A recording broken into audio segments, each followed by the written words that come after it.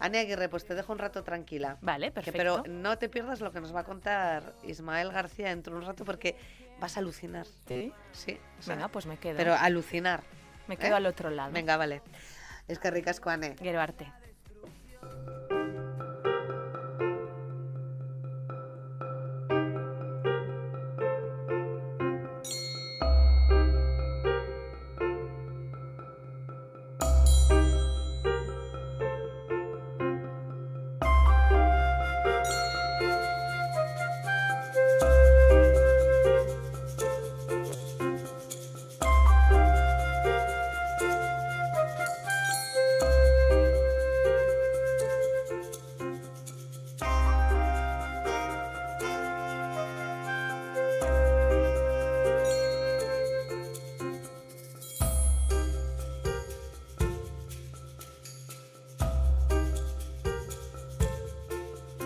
Bueno, pues ha sido nombrarle y aparecer, sentarse ya en los estudios centrales de Radio Vitoria como cada sábado, eso sí, cada 15 días. Bueno, hoy nuestro paseo por la historia nos va a llevar muy lejos de Vitoria-Gasteiz, nada más y nada menos que a los Estados Unidos de América.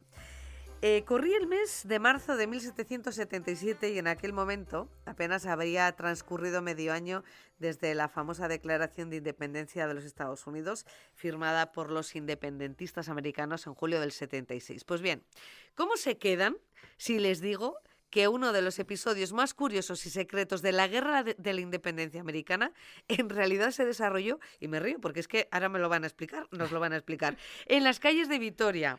Esta historia va de espionaje y diplomacia. Y ahora sí que vamos a saludar a Ismael García. ¿Qué tal? ¿Cómo estás? Hola, ¿qué tal? Por aquí andamos para hablar de espías. Pero yo estoy en Ascuas. Sí, pero sí. ¿realmente qué pasó? O sea, Curiosísimo este episodio, verás. Esta fue una investigación, un libro que publicó Julio César Santoyo con la Caja Municipal ya hace unos cuantos años y yo pues me he limitado a hacerme un poco eco de sus investigaciones y la verdad, cuando tuve conocimiento del libro ya hace algún tiempo, igual de sorprendido me quedé de que este episodio tan interesante tuviese lugar en las calles de Vitoria. Claro, Vitoria fue escenario Claro, Europa estaba siendo, digamos, el escenario de una guerra diplomática paralela a la guerra, vamos a decir, con balas y con heridos que estaba sucediendo en los Estados Unidos propiamente.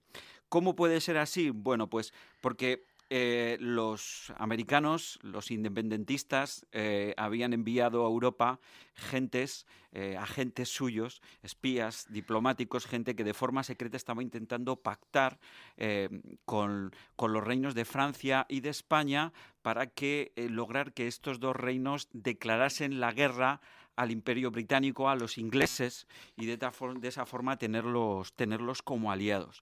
Entonces, claro, por ellos tenían sus agentes pululando por Europa y algunos de ellos pues se dejaron caer por nuestro territorio. Claro, Vitoria, por su ubicación, aunque igual hoy día no nos lo parezca tanto, aunque creo que también, tiene una ubicación bastante estratégica, más sobre todo en aquella época. Pensemos en primer lugar que Vitoria es una ciudad no demasiado lejos de la frontera con Francia, en tiempos incluso en la frontera con Navarra, cuando Navarra era un reino independiente mucho tiempo antes. Tampoco es una ciudad demasiado lejos de la costa, es decir, no demasiado lejos de las comunicaciones marítimas, y durante prácticamente hasta el siglo XIX la aduana estuvo situada aquí. Es decir, los que tenían que pagar impuestos y aranceles no los pagaban en el puerto de Bilbao cuando llegaban allí, o no los pagaban al pasar la frontera francesa en Irún, se pagaba en Vitoria. Entonces eso hacía que Vitoria se convirtiese como una especie de ciudad de la diplomacia y del espionaje, donde había agentes de todo tipo y de todos los países pues actuando. El caso es que entre los agentes que enviaron desde los Estados Unidos, el Congreso americano, todavía en ciernes y en formación, mandaron como a 3 agentes. Uno de ellos es bastante conocido, que es Benjamin Franklin, que es el que aparece en los billetes de $100. Sí, sí. Este señor, que fue uno de los padres de la patria, pues estuvo haciendo de agente y de diplomático en París. Y otro, que es el que nos interesa más, fue Arthur Lee, que este vino con él, estuvo también por la zona de Francia, actuando en París, pero recibió una misión especial, que fue venir a Castilla, venir a España a entrevistarse con el rey Carlos III, en aquel entonces, Carlos III, y conseguir que la corona española declarase la guerra oficialmente a los británicos, ¿no? A la Gran Bretaña. Y en su misión, claro, pues te puedes imaginar cómo son las comunicaciones de aquella época. En el caso de este Arthur Lee, viajó con lo que se llamaba en la época en una silla de postas. ¿Qué es una silla de postas? Una silla de postas es literalmente un caballo, una silla de montar de un caballo que tenía el permiso especial para poder recorrer ir de un sitio a otro a través del camino de postas. Los caminos de postas dentro de la red de comunicaciones eran, por así decir, las autopistas de la época. Y entonces el camino de postas, por ejemplo, atravesando lo que es Castilla de norte a sur, lo que viene siendo hoy la N1, o mejor dicho, la AP1, la AP1, pues el camino real de postas, la N1 de la época, era el camino de postas que pasaba por Vitoria, ¿no? Entonces este señor, cuando venía desde París y tenía como objetivo llegar a Madrid, pues iba a pasar por Vitoria de todas. ¿Qué sucede? Que claro, él quería llegar a la corte, entrevistarse con el rey y con alguno de sus ministros, en particular con un ministro que era el marqués de Grimaldi. Pero los diplomáticos españoles no querían saber nada así. En principio querían saber, pero no querían saber de los independentistas estadounidenses. ¿Por qué? Porque si los británicos se enterasen que ellos se ponían como oficialmente del otro lado, les iban a declarar la guerra. Claro. Y en este momento a la corona española no le interesaba para nada, porque ya estaba empantanada en una guerra con Portugal y en diversas colonias que teníamos o que tenían por allí, por América.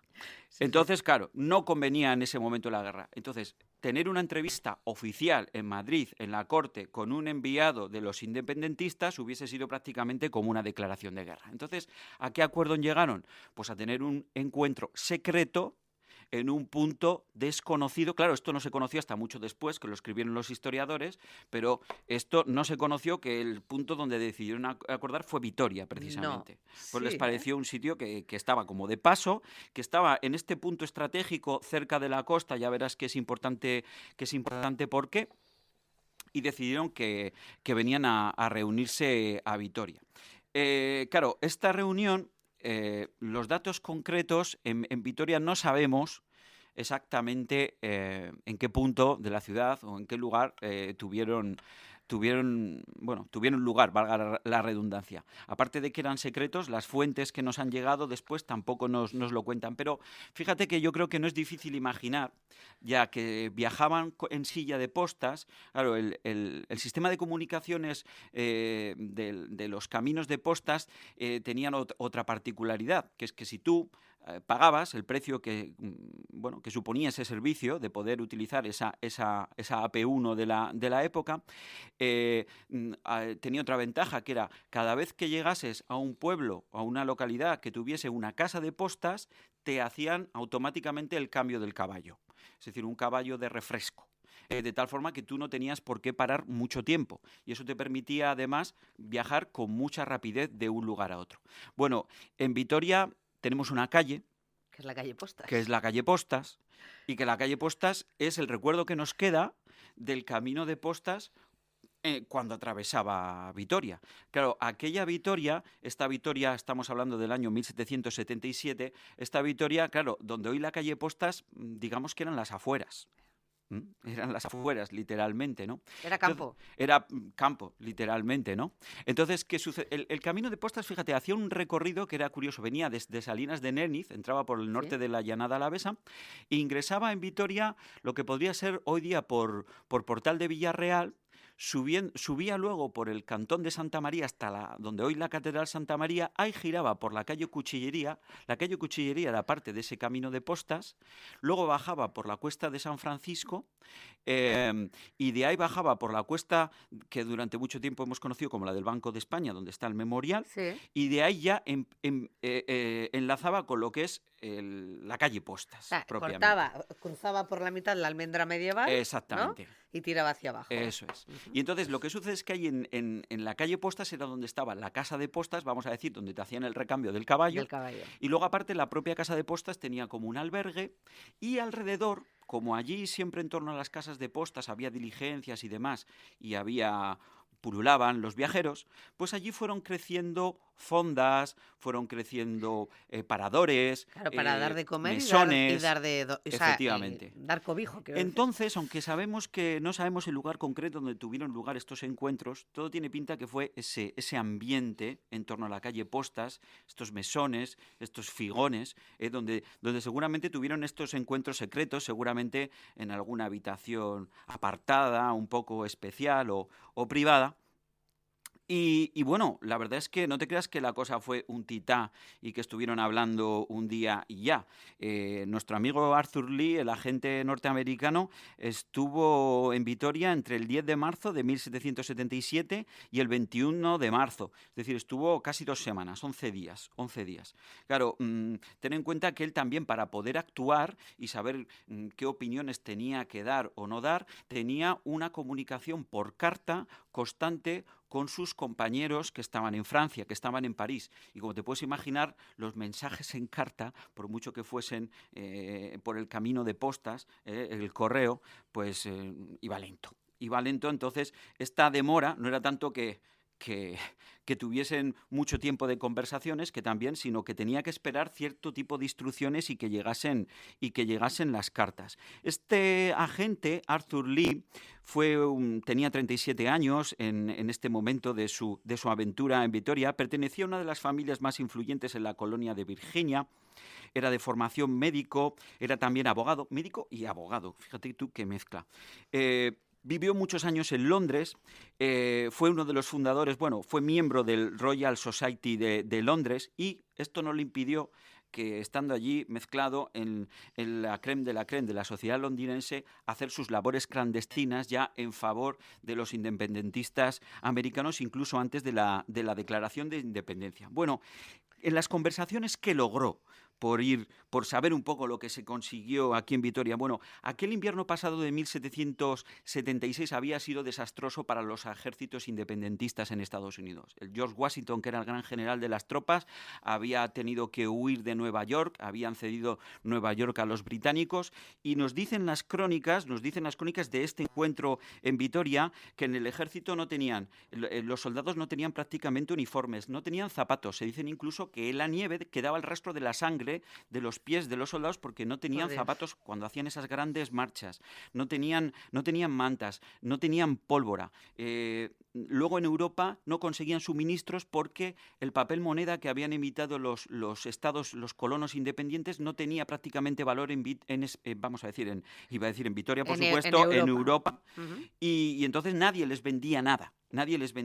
Entonces, ¿qué consiguió en Vitoria? Bueno, pues vino aquí el marqués de Grimaldi, se desplazó desde Madrid, dijo que venía a tomar los baños al País Vasco. Claro, aquí hay zonas de balnearios, etcétera, etcétera, y esa era la excusa. Él no podía decir oficialmente por qué se movía con media corte a Vitoria. Él estaba aquí oficialmente como tomando los baños, mientras tenía este encuentro.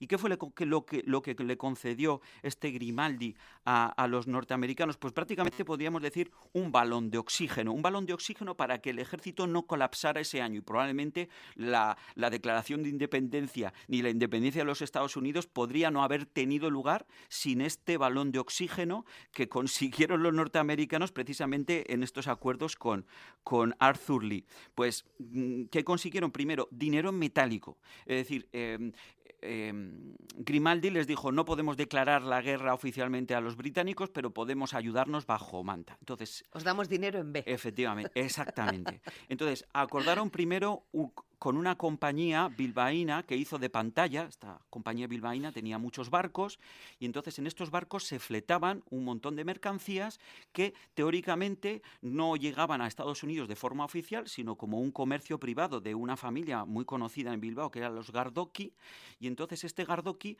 pues era el que estaba haciendo un poco el contrabando. ¿Y qué llegaba en ese contrabando? Pólvora, uniformes, tiendas de campaña, balas, todo lo necesario para poder seguir manteniendo, pero en cantidades, cañones, en cantidades que nos sorprendería, de cientos y de miles. Fíjate, nos dicen los documentos, en uno de los fletes, 216 cañones, 4.000 tiendas de campaña, 13.000 granadas, 30.000 fusiles, 30.000 bayonetas, 30.000 uniformes militares, 52.000 balas, 300.000 kilos de pólvora. Todo eso fue lo pactado aquí. Claro, sin esto, el ejército independentista norteamericano habría perdido la guerra y posiblemente hoy pues puede ser, vamos a hacer historia ficción, Fíjate. igual no existían los Estados Unidos. Que estoy asombrada porque esto es, bueno, desde luego yo no lo había escuchado nunca, pero la importancia o el papel que jugó Euskadi, que en aquellos tiempos no era Euskadi, claro, vamos a ver si nos entendemos, pero para que nos hagamos una idea, jugó esta tierra en la guerra de independencia de Estados Unidos. Totalmente. Y en cómo hizo que la balanza se inclinara hacia el lado de los independentistas, estoy asombradísima. Sí, a ver, a lo largo, es lo que comentaba, esto ha sucedido, aunque nos sorprende siempre, a mí me sorprende cada vez que vuelvo sobre una de estas historias, pero en distintas épocas de la historia, Vitoria, por ese estar junto a la frontera y bastante cerca de Francia, ha jugado siempre un papel clave en todos los temas diplomáticos, desde la Edad Media con Alfonso X hasta luego en las guerras para la conquista de Navarra y mucho después. Vamos a decir que Vitoria, en cierto modo, fue como la Berlín de los espías de la Guerra Fría. Fue uno de estos, una Vitoria, un lugar donde pululaban constantemente agentes ingleses, agentes franceses, agentes irlandeses, agentes alemanes, y de estos nos han quedado constancia, sobre todo hubo muchos en el siglo XIX, y de esos nos han quedado constancia porque estos se hacían pasar por menos viajeros que hacían turismo por España. Y, como todo buen espía. Entonces, como luego esta gente cuando se hacía mayor, pues tenía muchas historietas que contar, pasados 20 o 30 años, que ya eso no afectaba a nadie, escribía. Todo quedó escrito.